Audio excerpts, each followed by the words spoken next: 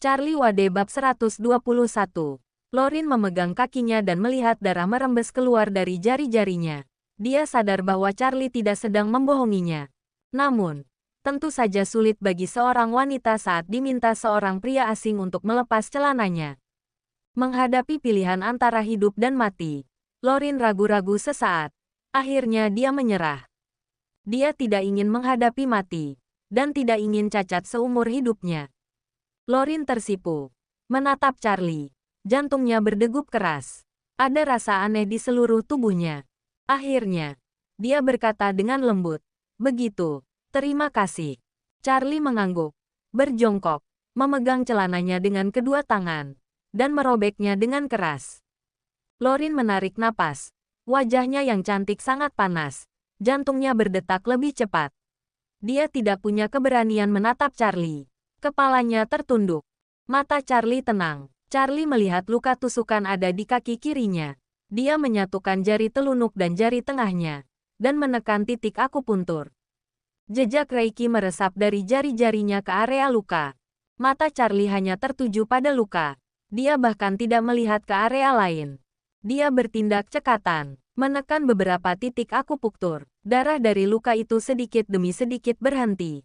Berdasar penanganan medis di buku apokaliptik, dia dapat menyembuhkan luka Lorin sepenuhnya. Meregenerasi otot dan pembuluh darah, dan bahkan membuat pulih luka. Namun Charlie tidak ingin Lorin terkejut bisa tiba-tiba pulih.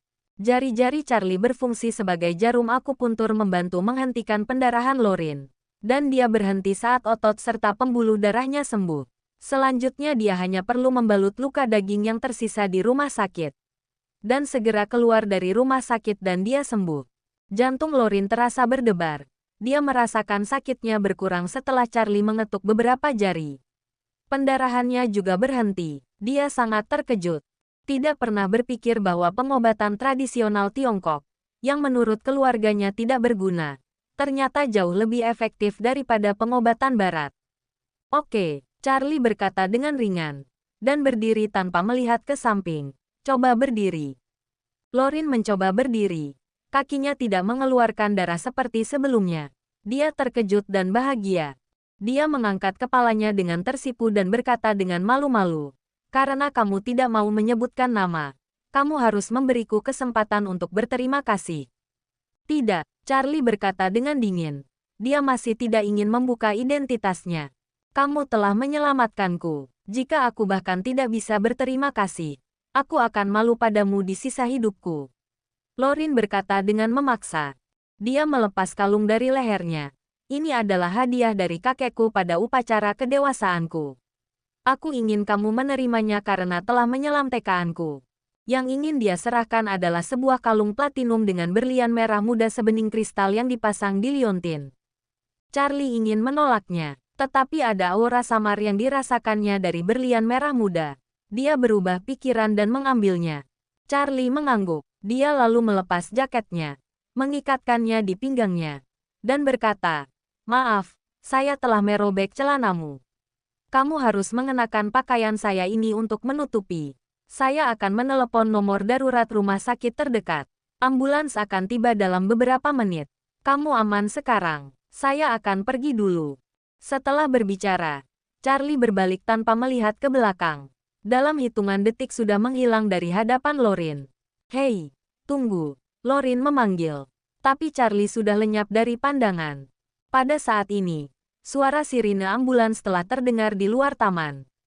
Dia menundukkan kepalanya dan melihat jaket yang melilit pinggangnya kemudian memandang ke arah Charlie menghilang. Detik berikutnya, dia seakan mengenal bagian belakang punggung Charlie. Lorin mengingatnya, sepertinya punggung ini sama-sama dengan punggung direkturnya. Mungkinkah itu Direktur M Grand Group? Lorin menerka. Dia bahkan tidak bisa memiliki namanya. Bahkan tidak bisa melihat jas mukanya. Dia tidak yakin apakah tebakannya benar. Pada saat ini, Lorin menemukan batu kerikil abu-abu putih. Ada kata-kata, aman dan kaya, yang tertulis di batu itu. Batu ini tergeletak di lokasi Charlie baru saja berjongkok. Bab 122. Batu ini, sepertinya tidak sengaja jatuh. Lorin tiba-tiba menggapnya batu itu seperti harta karun. Memegangnya erat-erat di tangannya. Jika dia tidak pernah melihat sosok itu lagi, maka batu ini adalah satu-satunya tanda yang dia tinggalkan untuk dirinya. Saat Lorin tiba di rumah sakit, didiagnosis lukanya tidak serius.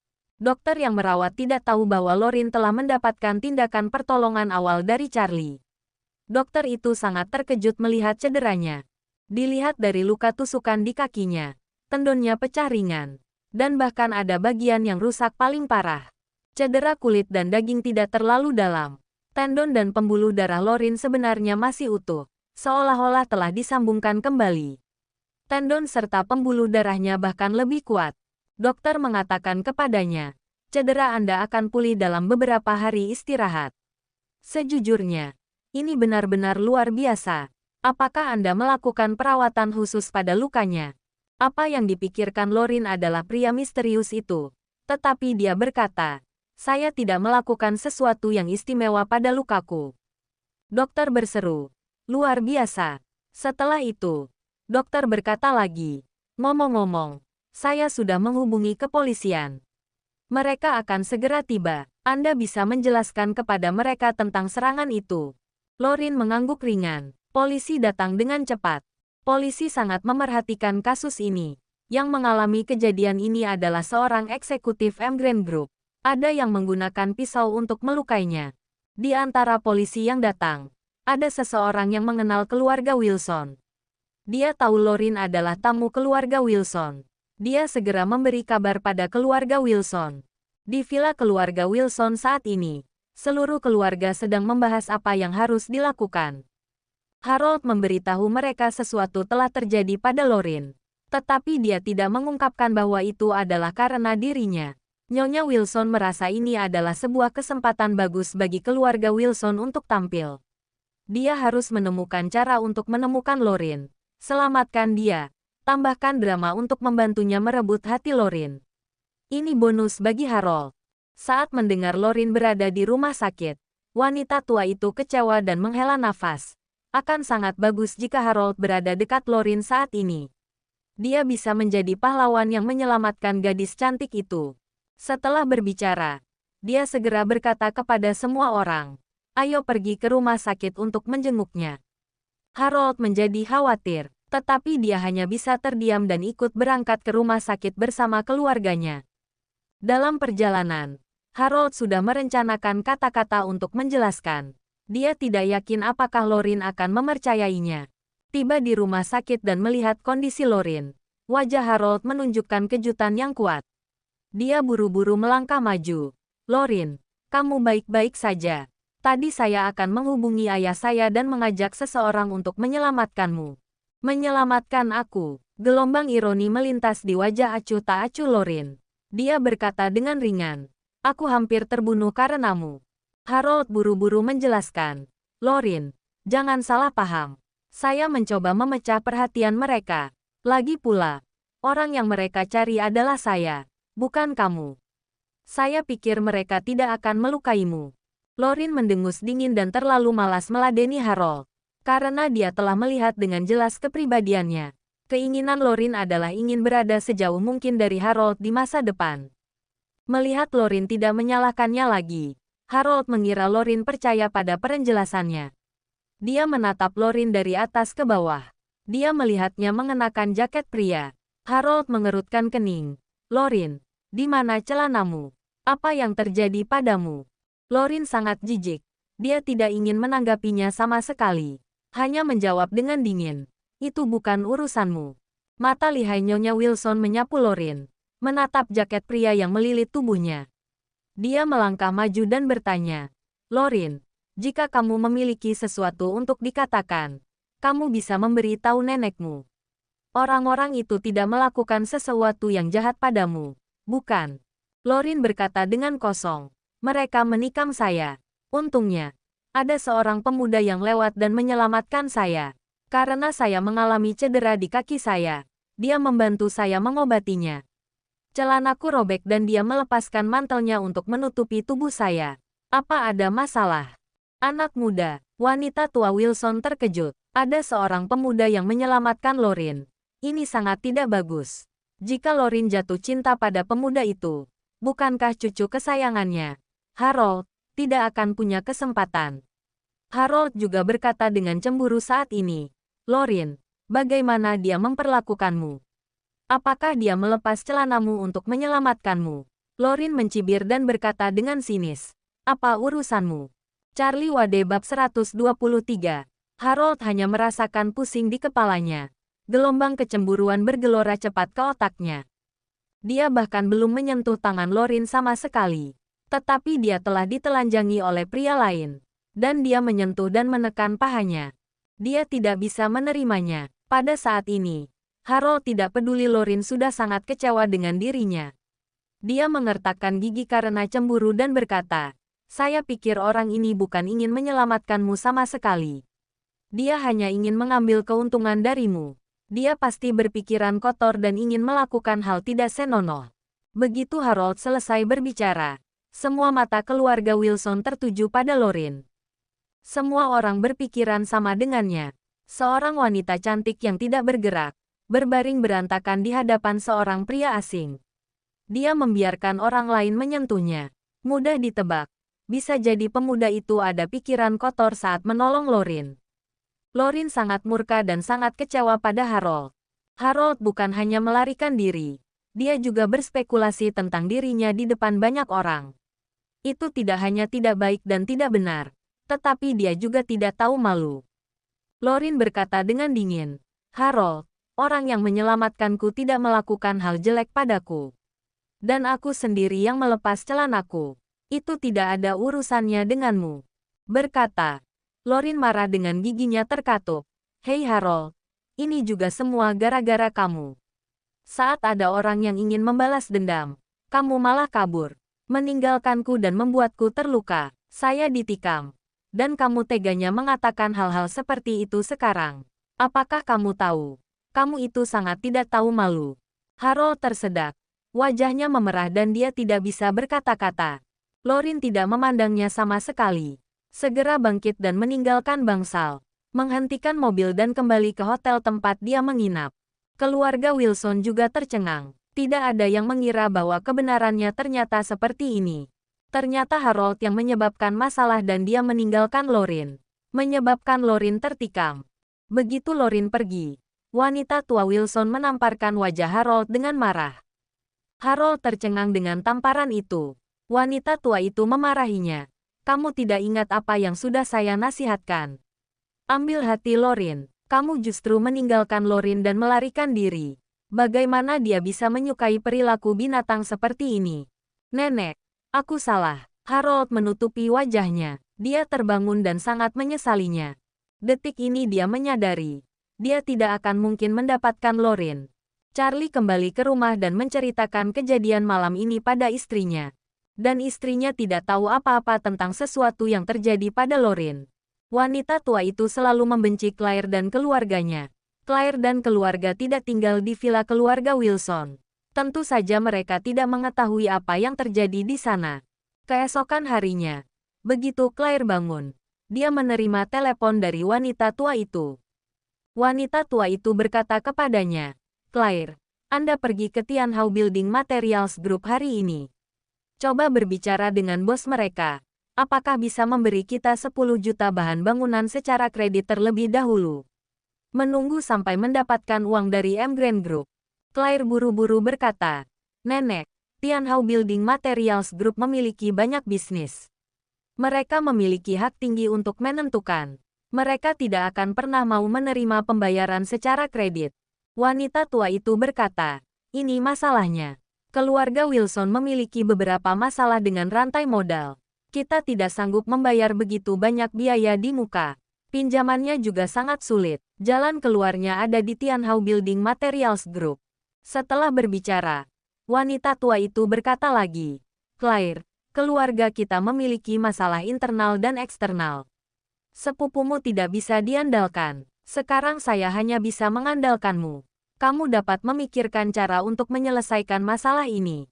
Bicarakan dengan baik dengan bos Tianhao Building Materials Group, Daniel Koch. Selama dia mengangguk, kita punya kesempatan. Claire ragu-ragu sejenak. Dengan enggan dia setuju dan berkata, Nenek, aku akan mencobanya. Yah, bagus. Wanita tua Wilson menghela napas lega dan berkata, "Nenek yakin kamu bisa melakukannya." Bab 124. Setelah menutup telepon, Claire merasa sedikit murung. Charlie tidak bisa tidak bertanya, apa yang terjadi? Claire memberitahu Charlie tentang masalah ini. Charlie mengangguk dan berkata, "Mengapa kamu tidak mengabari M Grand Group dan meminta mereka membayar 20 juta di muka untuk proyek tersebut?" Claire buru-buru berkata, "Bagaimana kita bisa melakukan itu? Kita telah mencapai kerjasama tingkat tinggi dengan M Grand Group. Jika kita masih meminta mereka untuk membayar proyek di muka, kita akan dipandang rendah." Charlie ingin mengatakan bahwa M Grand Group adalah milik suaminya. Apa artinya 2 juta ini? Siapa yang berani memandang rendah dia? Tapi Claire tidak tahu. Dia berkata, "Baiklah, saya akan berbicara dengan Tuan Koch." Charlie berkata, "Kalau begitu aku menemanimu." "Itu tidak perlu." Claire berkata, "Bagaimana seseorang bisa membawa suaminya untuk membahas bisnis? Itu akan terlihat tidak profesional." Claire mengatakan, "Kamu tinggal di rumah saja. Jika kamu bosan, pergilah jalan-jalan. Lagi pula tidak ada yang bisa dilakukan di rumah." Melihat Claire tegas, Charlie tidak mengatakan apa-apa lagi. Dia tahu istrinya mandiri, dan dia berkeinginan untuk bekerja keras dan menangani banyak hal dengan tangannya sendiri. Maka sebaiknya biarkan dia mencobanya. Jika tidak berhasil, baru akan membantunya secara rahasia.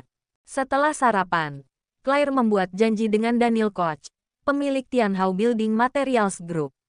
Dia pergi sendirian. Tianhao Building Materials Group adalah salah satu grup bahan bangunan terbesar di Aorus Hill dan bahkan Jiangnan. Perusahaan ini mengkhususkan diri dalam industri bahan bangunan paduan aluminium dan merupakan pemasok yang sangat diperlukan untuk proyek real estate skala besar. Daniel Koch lahir di keluarga miskin. Dia beruntung mendapatkan istri dari keluarga yang kuat.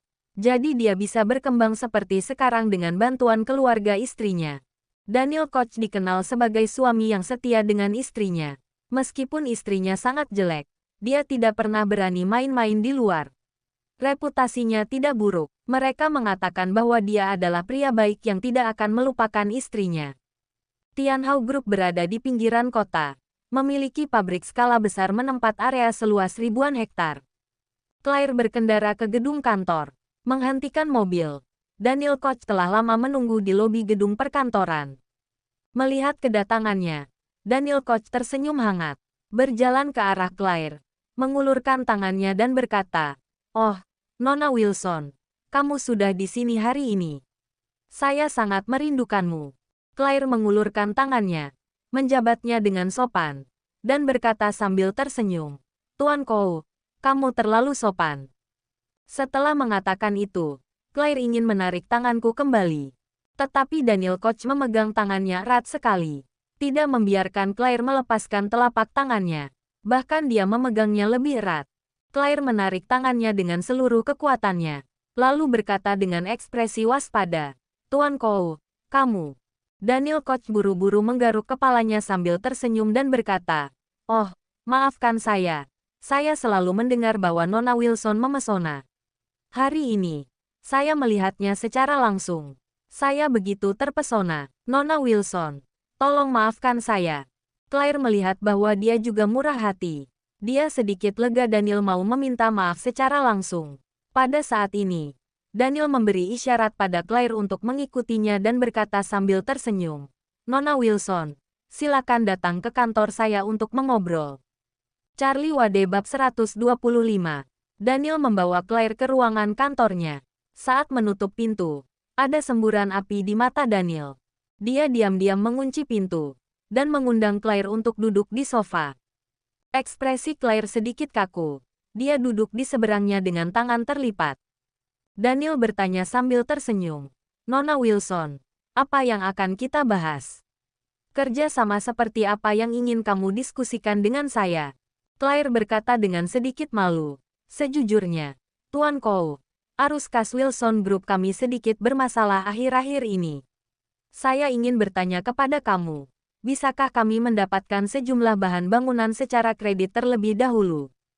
"Kredit," Daniel berkata dengan ekspresi canggung. "Kamu harus tahu kebijakan Tianhao Group kami, Nona Wilson. Kami tidak pernah mengambil kredit atau mengeluarkan bahan terlebih dahulu. Kamu harus membayar di muka. Kemudian kami akan memberikan bahannya. Aku tahu, Claire berkata dengan nada meminta maaf. Kami benar-benar tidak punya pilihan. Untuk diketahui, perusahaan yang bekerja sama dengan kami adalah Emgrand Group, perusahaan terbesar di Aurus Hill. Mereka pasti tidak akan gagal membayar proyek kami. Selama pembayaran dilunasi pada saat itu, kami akan segera melakukan pembayaran materi padamu. Daniel tertawa 2 kali dan berkata, itulah yang saya katakan. Tetapi Nona Wilson, ini bukan masalah pribadi. Apakah kamu tahu mengapa saya menetapkan aturan untuk tidak mengambil kredit? Claire menggelengkan kepalanya. Mengapa? Daniel Koch berkata, dulu kami sering ditipu klien. Mereka ingin mendapatkan barang terlebih dahulu dan kemudian melunasi tagihan. Untuk mengembangkan bisnis dan menjaga hubungan, saya juga setuju. Semua pelanggan mengatakan hal yang sama dengan yang kamu katakan. Selama pihak A menyelesaikan pembayaran, mereka akan segera menyelesaikannya dengan kami. Tapi apa hasilnya? Saya telah kehilangan lebih dari 300 juta untuk barang yang sudah saya kirim. Dan saya masih belum mendapatkannya kembali. 300 juta. Claire terpana dengan angka ini. Aset seluruh grup Wilson berjumlah kurang dari 100 juta. Dia tidak pernah membayangkan bahwa Daniel memiliki piutang lebih dari 300 juta. Daniel menghela nafas dan berkata, mitra yang tidak bisa membayar hutang mereka semua menggunakan retorika yang sama. Mereka mengatakan akan segera melunasinya. Tetapi mereka bahkan tidak pernah melunasinya. Berbicara tentang ini, Daniel Koch menggelengkan kepalanya dan berkata dengan emosi, saya tidak punya pilihan. Saya hanya bisa menghentikan semua kerjasama kredit. Saya memiliki banyak stok barang. Untuk mendapatkannya, kamu harus melunasinya di awal. Claire sangat kecewa. Sepertinya masalah ini tidak bisa didiskusikan lebih lanjut. Perusahaan ini memiliki prinsip. Tidak baik baginya untuk memohon dirinya untuk mengabaikan prinsipnya sendiri. Claire berdiri dan berkata, maaf, Tuan Kou. Saya akan pergi dan kembali memberitahu nenekku sesegera mungkin. Kami akan mengumpulkan dana untuk bekerja sama denganmu. Begitu Daniel Koch melihatnya bangun untuk pergi, dia segera berkata, jangan khawatir, Nona Wilson. Daniel Koch buru-buru berdiri dan melanjutkan, apa yang saya jelaskan barusan adalah untuk mitra biasa. Dengan Nona Wilson, kami bisa mengecualikan. Claire bertanya dengan bingung, Tuan Kou. Apa maksudmu? Daniel Koch menyipitkan matanya dan menatap Claire dengan nafsu. Sejujurnya, Claire sangat cantik, sangat indah sehingga Daniel Koch bahkan tidak bisa menahan napas. Selama bertahun-tahun, Daniel Koch telah menghadapi wanita berwajah kuning, wanita jelek dan keriput itu. Wajahnya 108.000 mil lebih buruk daripada wajah Claire. Claire terlihat sempurna, dan tubuhnya lebih menarik. Wanita seperti Claire adalah yang terbaik. Mengapa dia tidak memiliki keberuntungan memilikinya? Mengapa wanita luar biasa seperti ini menikahi pecundang terkenal di kota ini? Suaminya adalah sampah. Apa yang dia miliki? Memikirkan hal ini, Daniel Koch merasakan ada gejolak nafsu yang tak terhitung jumlahnya di dalam hatinya. Bab 126. Dia merasa tidak punya kesempatan untuk berselingkuh selama bertahun-tahun. Apalagi menyentuh wanita cantik terbaik di kota. Dia telah hidup setengah usianya dengan wanita yang menjijikkan itu. Hari ini ada kesempatan terbaik untuk mematahkan ikatan takdir. Baik, dia ingin mencoba Claire ini. Mencoba kecantikan istimewa yang membuat pria di seluruh kota tergila-gila. Membayangkan hal ini, dia tersenyum dan berkata, oh, Nona Wilson. Karena kamu memiliki permintaan ini, kita dapat membahasnya dengan baik. Saya, Daniel Koch, tidak sesulit yang kamu pikirkan. Claire mengira ada sebuah peluang. Jadi dia buru-buru duduk dan bertanya dengan gembira. Tuan Kou, apakah kamu bersedia memberikan kami bahan bangunan secara kredit? Daniel Koch sengaja tidak berkata dengan jelas, hanya dengan samar. Jika itu orang lain, saya pasti akan menolaknya secara langsung. Tetapi ini kamu, Direktur Wilson. Maka saya dapat mempertimbangkannya. Claire buru-buru berkata, kerja sama kami dengan Emgrand Group sangat dekat. Jika kamu memberi kami kredit untuk bahan bangunan, Kami akan dapat segera membayar setelah batch pertama dituntaskan dari M. Grant. Daniel mengangguk dan berkata, "Oke baik, aku akan membuat teh dulu. Mari kita bicara perlahan." Dengan itu, dia bangkit dan pergi ke lemari untuk mengambil teko. Dia membelakangi Claire, memasukkan daun teh ke dalam panci dan mengeluarkan sekotak obat tidur dari sakunya. Pil ini adalah yang biasa dia minum sendiri. Dia menderita insomnia baru-baru ini. Jadi dokter meresepkan beberapa pil tidur yang kuat untuknya. Satu pil pada dasarnya bisa membuatnya tertidur sepanjang hari. Daniel ingin mengambil kesempatan untuk bermain dengan Claire di kantor. Jadi dia memasukkan 6 pil tidur sekaligus ke dalam teko. Dengan cara ini, selama Claire minum secangkir teh, pada dasarnya sama dengan minum 1 pil. Saat obatnya bereaksi di tubuhnya, bukankah dia akan menjadi miliknya untuk dinikmati? Dia akan meniduri Claire, lalu mengambil beberapa video dan foto dengan ponselnya. Dia bisa menggunakan ini untuk mengancamnya suatu saat. Jika Claire menelepon polisi atau memberitahu orang lain, dia bisa mengancamnya dan mempublikasikan foto dan video ini. Sehingga dia tidak akan berani pada dirinya selama sisa hidupnya. Dia percaya bahwa Claire tidak akan pernah berani memanggil polisi atau mempublikasikannya. Pada saat itu, dia akan memegang kendali. Dia dapat menjalin hubungan dengannya kapan saja. Dia tidak setuju, akan mengancamnya dengan video dan foto dan memaksanya untuk menyerah. Dengan cara ini, bukankah dia berarti memiliki pasangan seks? Hahaha, keren bukan? Semakin memikirkannya, dia semakin bersemangat. Setelah menyeduh teh dan menenangkan dirinya, dia kembali ke sofa. Menuangkan secangkir teh untuk Claire, dia berkata, "Nona Wilson, jangan khawatir. Minumlah secangkir teh dan mari kita bicara perlahan." Claire tidak terlalu memikirkannya. Setelah berbicara banyak, dia merasa sedikit haus, jadi dia mengambil cangkir teh dan menyesapnya. Daniel Koch begitu bernafsu. Dia menatap Claire dengan mata berapi-api.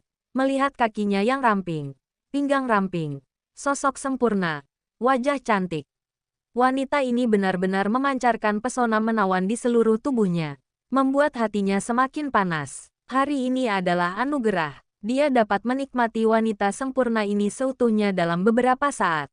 Daniel Koch merasa seluruh tubuhnya berkobar. Charlie Wade bab 127. Claire meminum habis tehnya. Daniel menjadi lebih bersemangat. Sekarang, tinggal menunggu efek obatnya bereaksi. Setelah Claire minum secangkir teh, sepertinya kepalanya sedikit pusing dan sedikit berat. Dia segera menyadari bahwa ada sesuatu yang salah di teh ini. Bagaimana ini? Apakah Daniel yang memasukkan obat ke dalam teh? Dia terkejut, gemetar ketakutan, ingin bangun, merasa kakinya lemah. Kondisi seperti ini akan sulit melarikan diri. Sebelum dia kehilangan kesadaran, dia diam-diam menyalakan telepon, mengklik kotak dialog Charlie di WeChat, menekan tombol untuk berbicara. Panggilan suara dikirim di dialog ini. Saat bersamaan, dia berujar kepada Daniel, "Tuan Zhou, saya merasa sedikit pusing. Ada apa dengan teh ini?" Daniel tertawa. "Tidak ada masalah. Teh ini adalah teh hijau Biluocun terbaik. Harganya lebih dari 10.000 yuan per pon.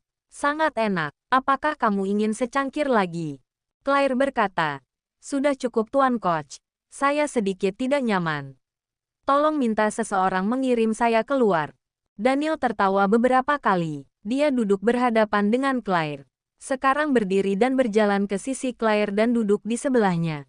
Melihat Claire yang gelisah, Daniel berkata sambil tersenyum, "Nona Wilson, semua orang mengatakan bahwa kamu adalah wanita tercantik di Aurus Hill. Saya dapat melihat langsung hari ini. Kecantikanmu sesuai dengan reputasinya. Saya sangat menyukainya." Claire melihat bahwa Daniel mendekatinya. Dia pindah ke sisi lain, menggelengkan kepalanya dan berkata, "Tuan Koch, tolong menjauh dari saya. Tolong." Daniel tersenyum dan berkata, "Ada apa, Nona Wilson? Kita adalah rekan bisnis. Tidak masalah saling berdekatan bukan?" Tubuh Daniel menempel di sisi Claire. Claire ingin menjauh, tetapi dia sudah mencapai ujung sofa. Dia hanya bisa mengecilkan tubuhnya untuk mencegah Daniel menyentuhnya. Daniel terus bersandar padanya. Matanya terus menatap. Niat cabulnya sudah terlihat jelas. Otak Claire menjadi semakin berat. Begitu tangannya melemas, suara itu terkirim ke Charlie. Charlie sedang melakukan pekerjaan rutinnya di rumah. Ketika dia menerima pesan suara dari istrinya, dia membukanya. Seluruh tubuhnya tiba-tiba meledak menjadi urat biru. Astaga! Apa ini? Daniel Koch sialan ini beraninya mencoba menyentuh istrinya. Dia sudah lelah hidup di dunia. Dia segera mengeluarkan ponsel, menghubungi Ishak secara langsung, dan berkata dengan wajah suram, "Gerakan semua anak buah ke Tianhao Building Materials Group. Saya ingin meruntuhkannya rata dengan tanah hari ini." Ishak bertanya dengan heran, "Tuan, ada apa?" Istri Daniel Koch ini memiliki cukup pengaruh. Bisnis keluarga kecil ini bergantung pada kita. Jika Tianhao Group diratakan, kita akan sulit menjelaskannya dengan keluarga mereka. Charlie bertanya dengan dingin. Daniel Koch itu ingin menyentuh istriku. Katakan padaku, apakah gegabah untuk melenyapkan mereka? Hah?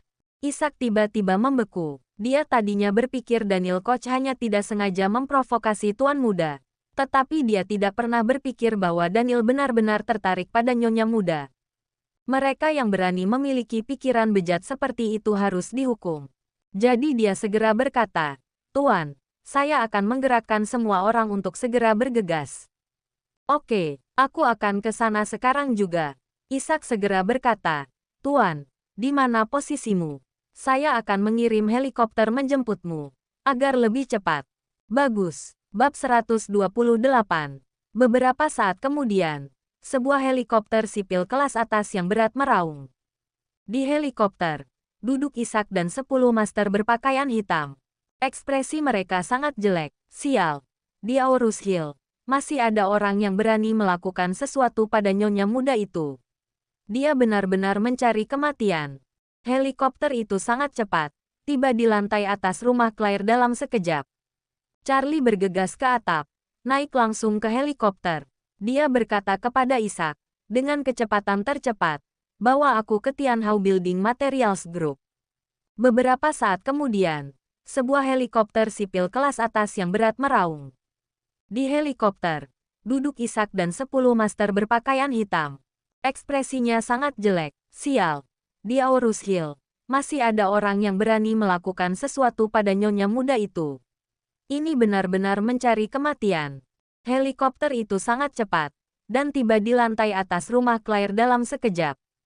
Charlie bergegas ke atap, naik langsung ke helikopter, dan segera berkata kepada Ishak, dengan kecepatan tercepat, "Bawa aku ke Tianhao Building Materials Group."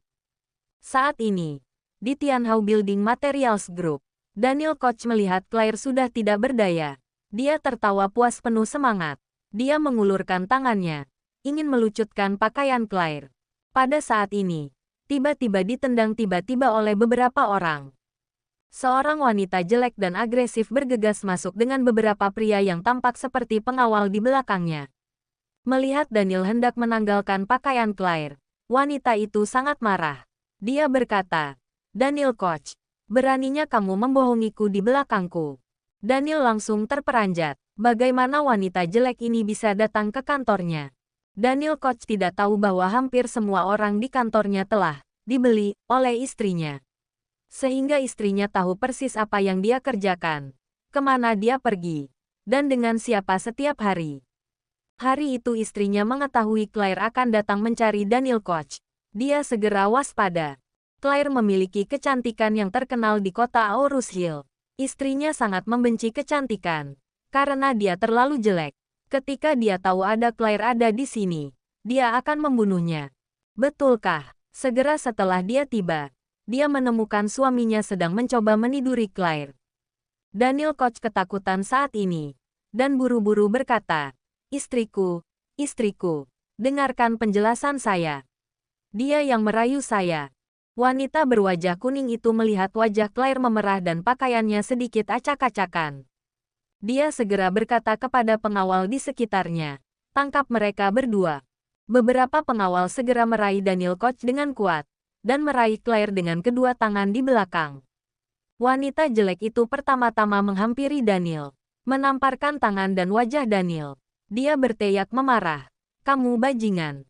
Keluarga Frie kami telah memperlakukanmu dengan baik.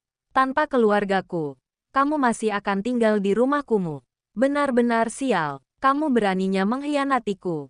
Wanita tua ini berbicara sambil menamparkan Daniel dengan keras, dan gemetar karena marah.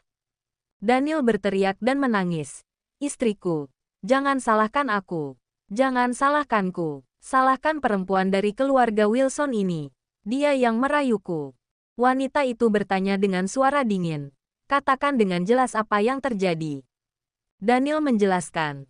Claire ini, ada masalah dengan arus kas keluarga. Jadi dia datang kepada saya untuk mendapatkan kredit 10 juta bahan bangunan. Kamu tahu, pabrik kita tidak pernah menerima kerja sama kredit. Kamu juga tahu, saya tidak pernah memberikan kesempatan kepada siapapun untuk menjual barang secara kredit. Daniel menunjuk Claire dengan marah dan memaki. Saat menolaknya, rubah betina ini mengajakku tidur denganku. Dia berharap aku bisa memberinya bahan bangunan secara kredit. Wanita tua itu bertanya dengan suara dingin. Kalau begitu, kamu mau tidur dengannya? Saya tidak mau. Daniel menangis dengan getir dan berkata, saya hanya bingung sesaat. Tetapi tidak ada yang benar-benar terjadi pada saya dan dia. Wanita itu sangat kesal dan melangkah ke hadapan Claire. Menatap Claire yang sudah sedikit hilang akal. Dia mengangkat tangannya dan menamparkan Claire dengan keras. Pelacur bau. Kamu berani merayu suamiku. Lihat apakah kamu akan mati hari ini. Aku tidak hanya akan membunuhmu. Aku juga akan menghancurkan wajah lancangmu. Charlie Wade bab 129. Wanita itu menamparkan wajah Claire. Ini membuat Claire tersadar. Dia menutupi wajahnya, menatap wanita jahat di depannya. Dia bertanya tanpa sadar, siapa kamu dan apa yang kamu lakukan? Nenek jelek ini menggertakkan giginya dan berkata, apa yang akan aku lakukan? Aku akan memukulmu sampai mati, bajingan. Setelah dia selesai berbicara, dia berteriak kepada pengawal di sampingnya, mana pisaunya? Berikan padaku, aku akan memotong wajah perempuan bau ini. Ya, Bu. Pengawal itu segera mengeluarkan pisau tajam.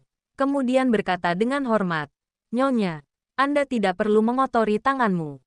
Biarkan aku yang melakukannya. Wanita tua jelek itu mengangkat tangannya dan menamparkan wajahnya. Mengambil pisau dari tangannya. Dan memarahi. Sialan, kamu terlalu banyak berbicara denganku saat ini. Pengawal itu segera berlutut di tanah dan berkata dengan ngeri, Nyonya, saya salah. Maafkan saya. Wanita tua itu menendangnya dan berkata dengan marah, minggir. Dia memegang pisau itu ingin menggores wajah Claire. Claire gemetar ketakutan dan ingin membebaskan diri. Tetapi tubuhnya ditahan oleh pengawal. Jadi dia tidak bisa bergerak sama sekali. Tubuhnya sangat lembut. Dia tidak bisa menggunakan kekuatannya.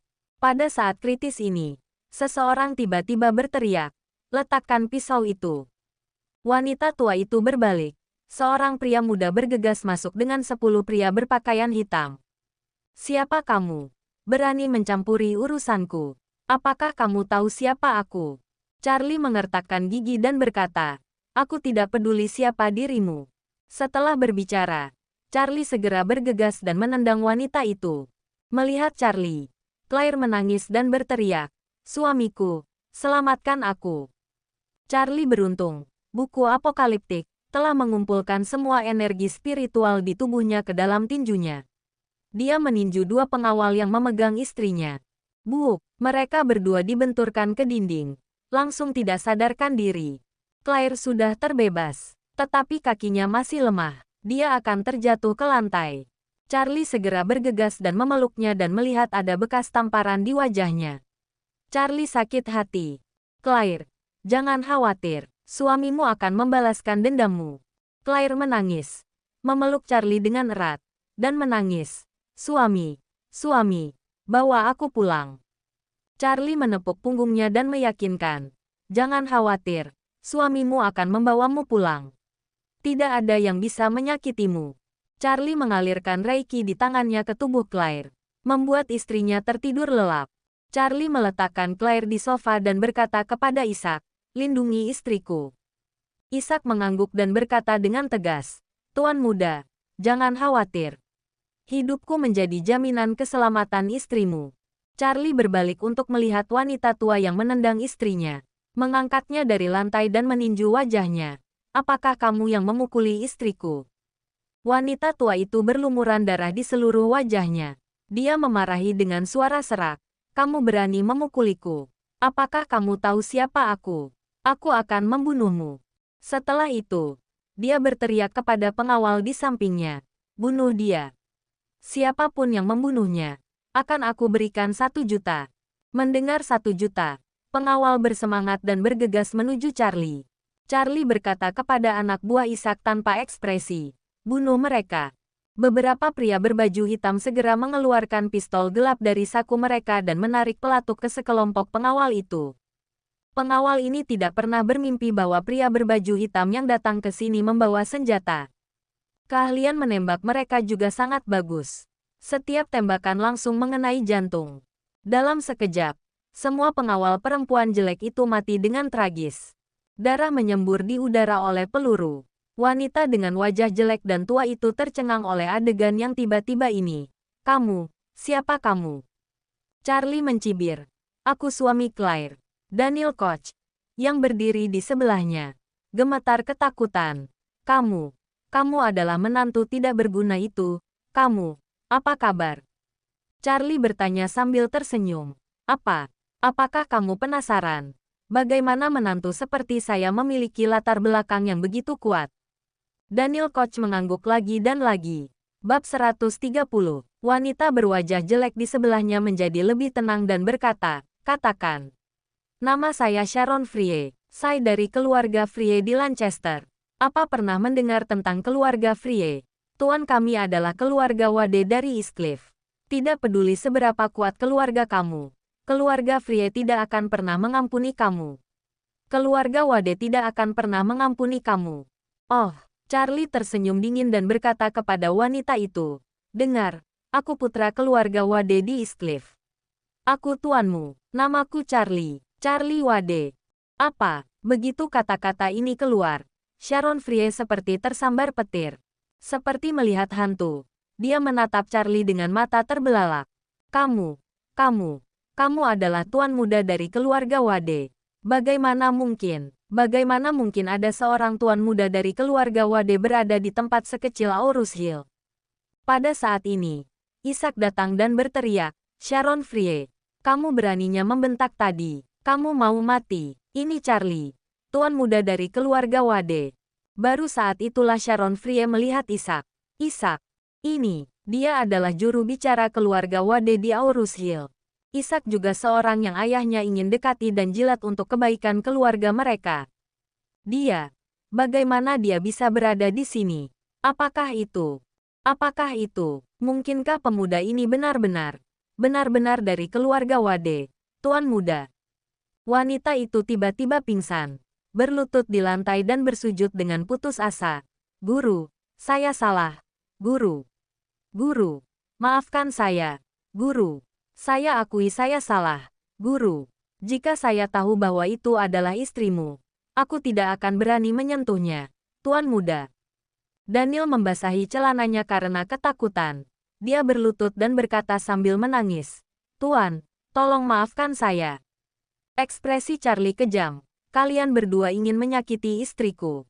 Kalian masih berharap mendapat pengampunan dariku. Setelah itu, Charlie berteriak kepada pria berbaju hitam. Tembak dan hancurkan barang di selangkangannya. Duor, seorang pria berbaju hitam mengangkat tangannya tanpa ragu-ragu untuk menembak. Dalam sekejap, ada semburan darah dari selangkangan Daniel. Kemaluannya hancur. Charlie berkata lagi, patahkan tulang punggungnya. Aku ingin dia menjadi lumpuh dari leher ke bawah selama hidupnya. Kedua pria berbaju hitam segera melangkah maju dan meninju tulang belakang pinggang Daniel Koch. Daniel merasakan sakit yang tajam. Tapi rasa sakit itu hanya berlangsung sesaat. Detik berikutnya, Daniel tidak bisa merasakan apa-apa dari leher ke bagian bawah tubuh. Paraplegia parah. Dia hanya bisa berbaring di sisa hidupnya. Ia bahkan tidak mampu membalikkan badan. Dia tidak bisa mengontrol urin. Di kondisi seperti ini, mati lebih baik daripada hidup. Bukankah itu mati tidak, hidup tidak? Daniel sangat putus asa sehingga dia ingin bunuh diri. Bahkan bunuh diri saja tidak bisa. Pria berpakaian hitam memandang Charlie dan bertanya, "Tuan, apa yang harus saya lakukan dengan wanita ini?" Charlie berkata dengan wajah dingin, "Sama. Biarkan mereka berdua menjadi suami dan istri yang mati." Sharon sangat ketakutan sehingga dia menjambak rambutnya sendiri dan berteriak tanpa henti, memohon belas kasihan. Charlie tidak mau memberinya kesempatan. Berani menyentuh istrinya. Tidak ada jalan keluar. Terlalu mudah membunuh mereka dengan satu tembakan. Hukuman terbaik adalah membuat mereka menderita dalam hidupnya daripada menerima kematian. Itu yang terbaik.